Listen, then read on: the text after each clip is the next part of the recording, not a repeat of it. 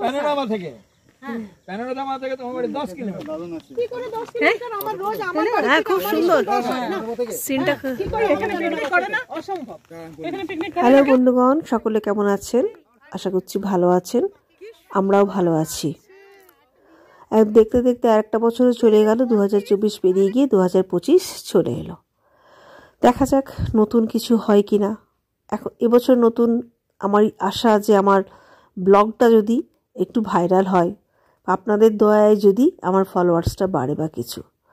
অবশ্য বাড়বে কী করে, আপনারা তো কেউ কমেন্টস করেন না, যদিও কেউ লাইক করেন তো কমেন্টস করেন না। হয়তো অনেকে ভাবে যে আমি বিশাল বড়লোক হয়ে যাব। যাজ্ঞা, সে ফালতু কথা ছাড়ুন। আমি এখন রূপনারায়ণপুরের এখানে বৃন্দাবনী বলে জায়গাটা, এইখানে আমাদের মাইথন ড্যামেরই একটা অংশ। এইটা খুব সুন্দর জায়গাটা। আমরা বিকেলের দিকে এসেছিলাম বলে এখানে বিশেষ কিছু দেখতে পেলাম না, তাই আমরা সামনে একটা মন্দির ছিল, সেই মন্দিরে আমরা চলে গেলাম। মন্দিরে আসলে খুব সুন্দর বেশ পার্ক, বাচ্চাগুলো সব দোলনা দুলছিল। মন্দিরে কাছে পার্কও রয়েছে একটা, দেখলাম। এবং যিনি এই পার্কটা তৈরি করেছেন খুব সুন্দর, তার একটা মূর্তি রয়েছে। খুব সাজানো গোছানো পরিষ্কার পরিচ্ছন্ন একটা মন্দির। তো মন্দিরটা এখন খোলা নেই, বললো এরপরে আরতি হবে তখন খোলা হবে। এবং এখানে একটা বৃদ্ধাশ্রমও মন্দিরের পিছনেই রয়েছে, এটা এদেরই। এখানে মন্দিরটা সঙ্গেই লাগোয়া বৃদ্ধাশ্রম রয়েছে, সেখানেও দেখলাম সবাই বসে আছে।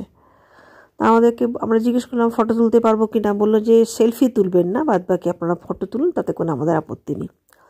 তা আমরা আস্তে আস্তে মন্দিরের ওপরে গেলাম, মন্দিরটা ঘুরে ঘুরে সবটাই দেখলাম।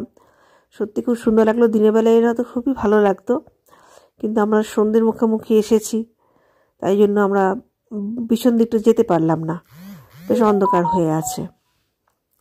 তো এবারে আমরা এখন বসবো, বেশিক্ষণ বসতেও তো পারবো না, কারণ আমাদের আবার বাড়ি ফিরতে হবে। সকাল থেকে আমরা বেরিয়েছি, আমরা এক বন্ধুর বাড়ি গেছিলাম, সেখানে দুপুরে খাওয়া দাওয়া করেছি, করে তারপর আমরা এগুলো বেরিয়েছিলাম দেখতে। তো সেখানে মন্দিরটা খুব সুন্দর, এত সুন্দর মন্দির। এখানে একটা রাধাকৃষ্ণের মন্দির, খুব সুন্দর মন্দিরটা। ঠাকুরকে প্রণাম জানাচ্ছি, ঠাকুরকে জানাচ্ছি যে ঠাকুর সকলকে ভালো রাখো, সুস্থ রাখো।